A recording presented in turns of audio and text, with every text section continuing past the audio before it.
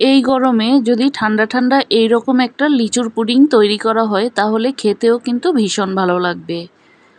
আসসালামু আলাইকুম, কেমন আছেন সবাই? যে যেখান থেকেই আমার ভিডিওটি দেখছেন সবার জন্য রইল অনেক অনেক শুভেচ্ছা ও ভালোবাসা। তৈরি করার জন্য প্রথমেই আমি এখানে 20টি লিচু নিয়েছি। এবার লিচুগুলোকে ছিলে নেব। ছিলে নেওয়ার পর লিচুর ভিতর থেকে বিচিটা ফেলে দেব। সবগুলো লিচুর ভিতর থেকে বিচিটাকে এভাবে ফেলে দেব।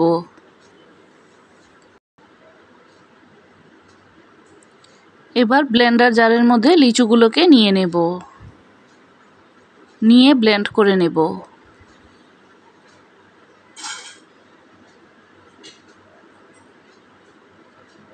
ব্লেন্ড করে নেওয়ার পর দেখতে এই রকম হয়েছে। এবার একটি বোলের মধ্যে আমি ছাঁকনি দিয়ে ছেঁকে নিচ্ছি। ছাঁকনি দিয়ে ছেঁকে নিলে কোনো রকম আঁশ বা দলা থাকবে না।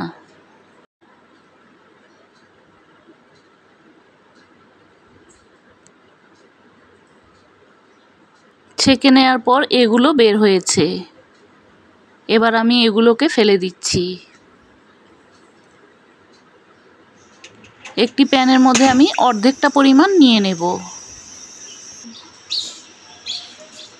সাথে দিয়ে দেব 2 চা চামচ চিনি। লিচু কিন্তু এমনিতেই মিষ্টি থাকে। আর 2 টেবিল চামচ পানি দিয়ে দেব। খুব বেশি ঘন মিশ্রণের মধ্যে কিন্তু আগার আগার দেয়া যাবে না, দিয়ে দেব আধা চা চামচ আগার আগার। এবার খুব ভালোভাবে মিশিয়ে নেব। চুলার আঁচটা কিন্তু আমি এখনও জ্বালিয়ে দেইনি। বেশি ঘন মিশ্রণে আগার আগারটা দিলে কিন্তু জমতে চায় না, এজন্য একটু পাতলা মিশ্রণের মধ্যেই আগার আগারটা দিতে হবে। এবার চুলার আঁচটাকে জ্বালিয়ে দেব। যখন বলক চলে আসবে তখন চুলাটা বন্ধ করে দেব, না হলে কিন্তু লিচুর ফ্লেভারটা নষ্ট হয়ে যাবে। এবার একটি বাটির মধ্যে ঢেলে নিচ্ছি আমি। আধা ঘন্টার মতো আমি এটাকে বাইরে রেখেছিলাম, তারপর জমে গিয়েছে। এবার কেটে নিচ্ছি।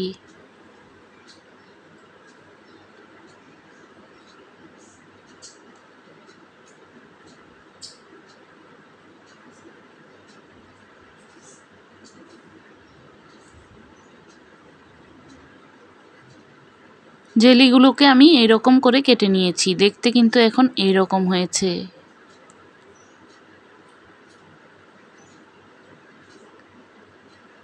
এবার প্যানের মধ্যে বাকি অর্ধেকটা লিচুর যে জুসটা ছিল ওইটা নিয়েছি, আর সাথে দিয়ে দেব 1 কাপ পানি।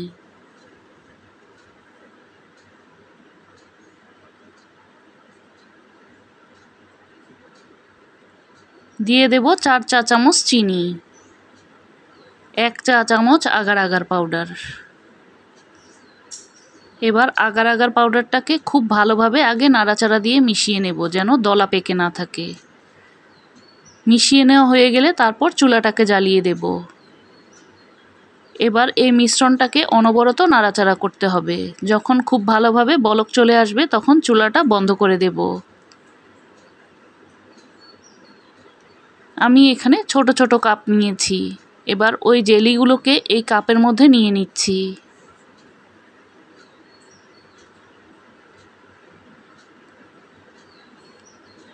এবার আগার আগার আর লিচুর জুসের যে পাতলা মিশ্রণটা ছিল ওইটা থেকে এখন দিয়ে দিচ্ছি। এটা কিন্তু গরম অবস্থায় দিতে হবে, ঠান্ডা করে দেয়া যাবে না। আরও কিছু জেলি আমি উপর থেকে দিয়ে দিচ্ছি। এবার একটু নাড়াচাড়া করে মিশিয়ে দিচ্ছি।